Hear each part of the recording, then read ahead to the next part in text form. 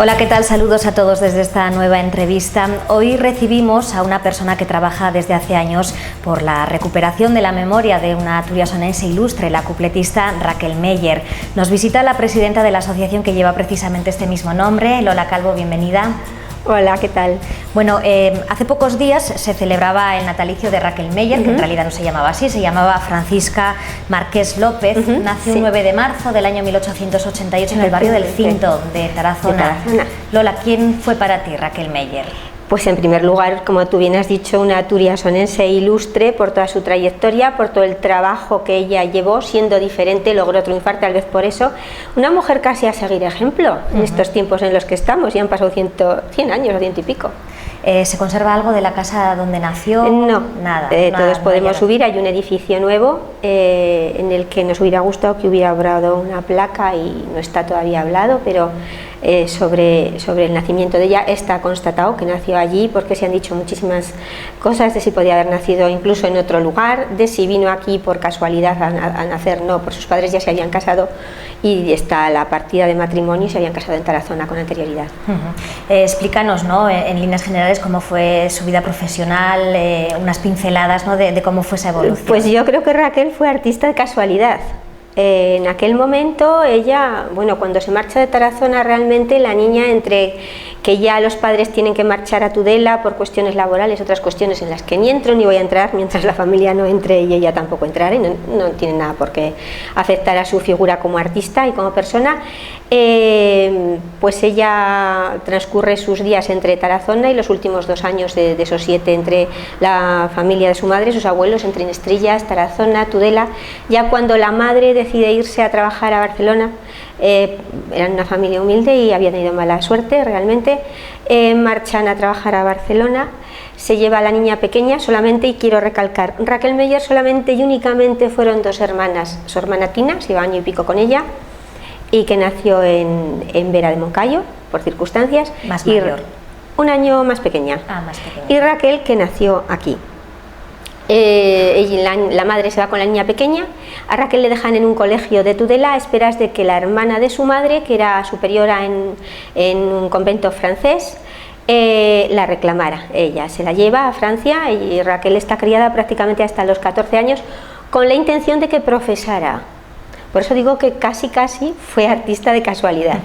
Una vida muy diferente a la que le esperaba entonces, efectivamente, ¿no? Pero una vida que le marcó, y de ahí a lo mejor yo pienso que ese arraigo le llevó a ser diferente. La formación, en un principio, pues casi todas las artistas que se dedicaban a este, no sé si bien llamado o mal llamado, género ínfimo de la época en el que ella tuvo que empezar, porque era el que entonces estaba de moda, pues tenían otro tipo a lo mejor de formación. A ella yo pienso que le ayudó muchísimo esto también.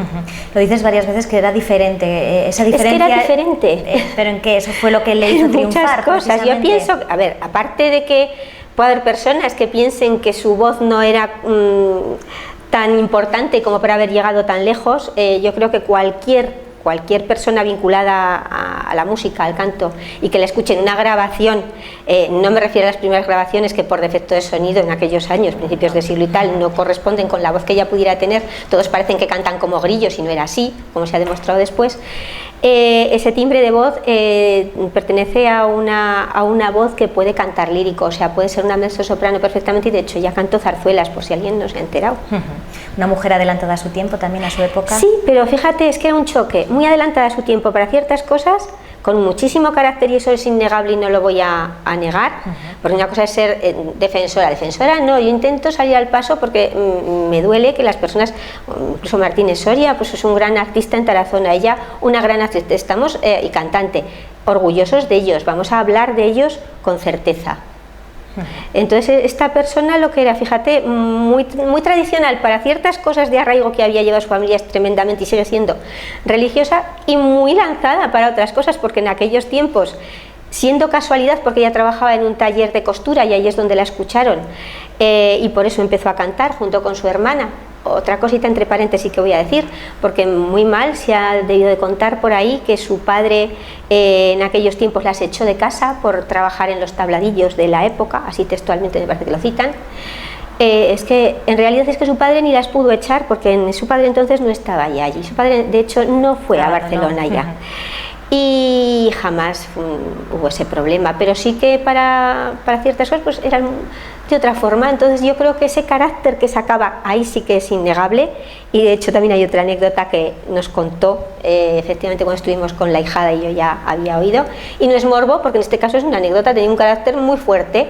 Ella había llevado el cuplé donde ella quería, él lo sacó de aquel agujero, por llamarlo de alguna manera, lo vistió de otra manera, y le sabía muy malo que la gente lo siguiera desvirtuando. Y cuando cuentan que sí, que a la argentinita le dio, no fue una bofetada, fue un empujón cuando estaba repartiendo violetas, haciendo la gracieta, pues esa no fue, fíjate, hoy lo voy a decir yo, no fue la única que dio.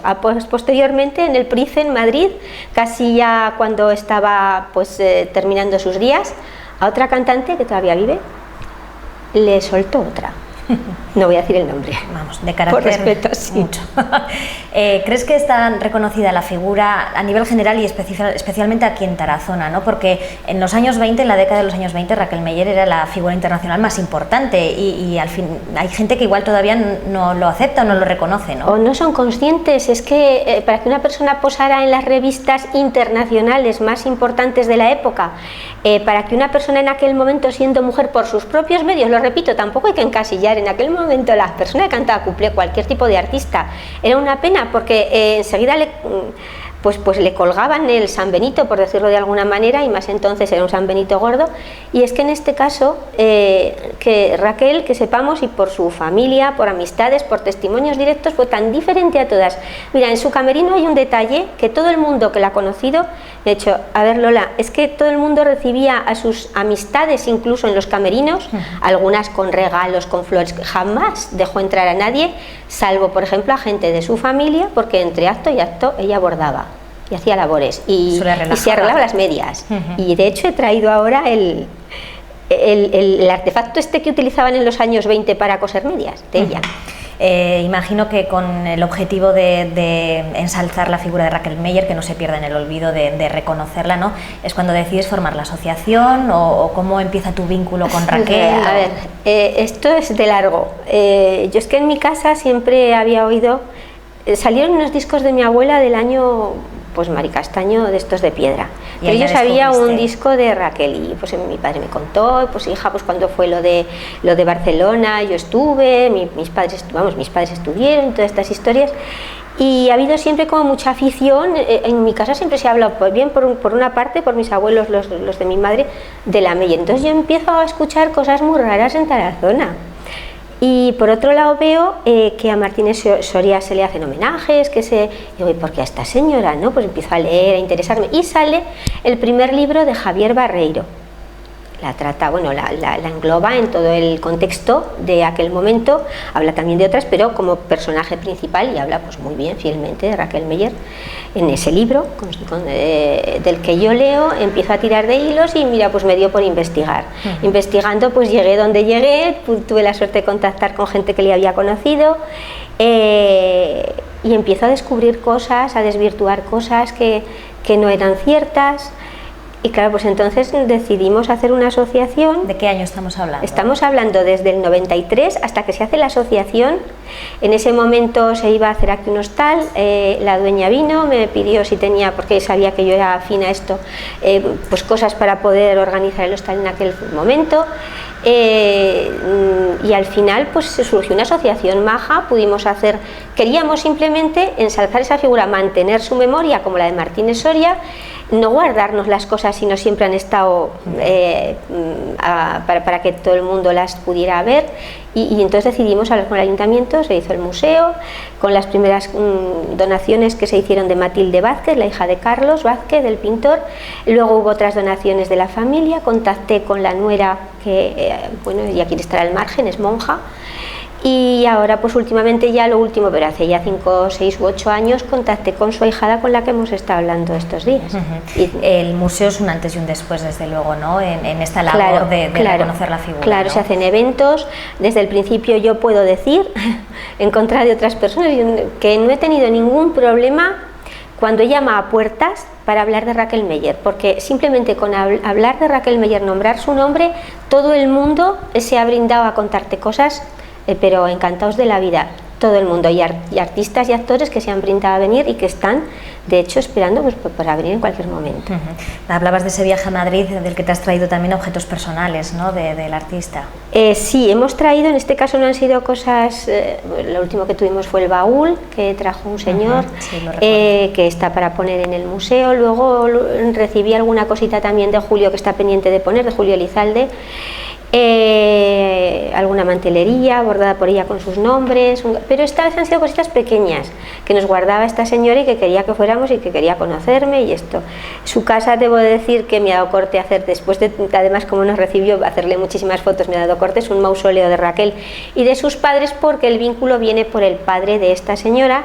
Es de Zaragoza, perfecta, o sea, fíjate tú, qué casualidad, y estuvieron de primeros bailarines en la época dorada de Raquel en París, en la década del 20 al 30, eran María y Marco.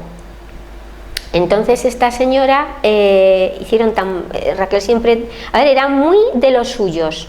Se brindó en algún momento determinado a que en su casa de la Ciudad Lineal, que tenía un chalet en Madrid en aquella época, pues se quedaran las abuelas con los niños y que ellos siguieran. Cuando ya los niños eran muy pequeños, esta tenía en concreto 3 y los otros hermanos un poquito más, pues ya estos volvieron y de hecho se quedaron a vivir en el chalet con las abuelas hasta que falleció la madre, María, la bailarina. Cuando esta nena tenía 3 o 4 añitos y ya se marcharon de allí. Y bueno, pues el vínculo con Raquel ha sido siempre. Luego ya su padre ha sido muchos años gerente del Circo Price en Madrid. ¿Y qué te has traído? Pues me he traído entre esas cosas, hay objetos pequeños, pero hay una sobre todo de mucho valor, porque es una peineta de Raquel Meyer, no de tamaño gigante, pero tampoco es muy chiquitina, de marfil labrada. Y luego pues están cosas más curiosas, como por ejemplo otra peineta que está en estado, bueno, estamos hablando de hace prácticamente 100 años que han tenido estos utensilios, estos objetos muy viajados, muy usados. Hay otra peineta también de hueso. No sé cómo la podremos reconstruir, pero está todo lo que está labrado. Hay lo que te he comentado antes, un artefacto de esto, un utensilio de coser las medias. El costurero de mano de Raquel Meyer, con la hojita puesta y todo ahí del año, que no hay quien la quite. Alguna otra cosilla así. Luego hay una especie de panera, que prácticamente luego aquí se han hecho de eso, es una panera normal, y esta panera es nada más nada menos que de cuando ella tenía la casa en París, que era cuando la época en que estaban estos, dio una cena y ella puso como muy rústico, muy español, y sacó pues cestitos de estos para el pan, que están muy bien, o sea, es muy bonito. Y les gustaron tanto que a la madre de María le regaló 2 y la hija guardaba 2 y una nos la ha cedido para el museo. Bueno, toda esta documentación, toda esta información que posees la has plasmado en varios libros, ¿no? A ver, he editado solo uno, hay 2 ahí.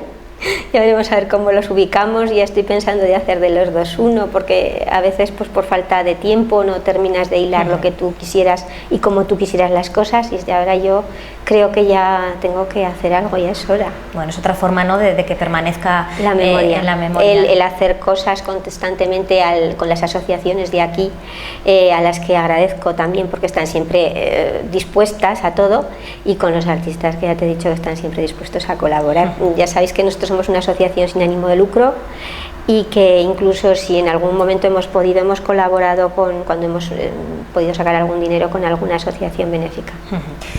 Actividades de las que hablas, y el próximo 25 de marzo tenemos una en Tarazona. Adelántanos un poco, ¿no?, qué es lo que habéis preparado. Esta es un poco, nunca hemos tocado el personaje de Raquel con la jota, y es que verdaderamente Raquel en su repertorio jamás, yo creo que por respeto, canta una jota. A veces es difícil que una persona que tiene ese registro de voz a lo mejor pueda, y ella cantó muchos géneros, entre ellos ya he dicho el lírico, pero una jota, lo más parecido, fíjate, a una jota que cantó es el ayayay, que todo el mundo conoce por el ayayay de Fleta. Y en realidad, fíjate, es de un compositor criollo, pero es lo más parecido técnicamente a una jota un poco lírica. En ese aspecto no hubo vínculo por su parte, pero sí tenemos constancia, precisamente por María y Marco, la primera constancia de que en sus espectáculos siempre llevaba bailarines que bailaban la jota. Yo no serán estos. Entonces va a ir un poco por ahí. Tenemos foto. Pero no nos adelantas mucho más. Va a colaborar la Escuela J de Tarazona, municipal, en la cantada. Estamos pendientes de que pueda también acudir la coral. Ya no sabemos si vendrá alguien más. No puedo, tampoco quiero desvelar mucho, pero es que está pendientes de ajustarse y tampoco podemos decir más hasta ese día, porque a mí se me ha comido muchísimo tiempo. Bueno, pues estaremos pendientes de ese acto el 25 de marzo aquí en Tarazona. Muchas gracias, Lola, por estar con nosotros y descubrir un poquito más, ¿no?, de la figura de Raquel Meyer. Gracias. Nos despedimos así, hasta la próxima entrevista. Gracias a ustedes también.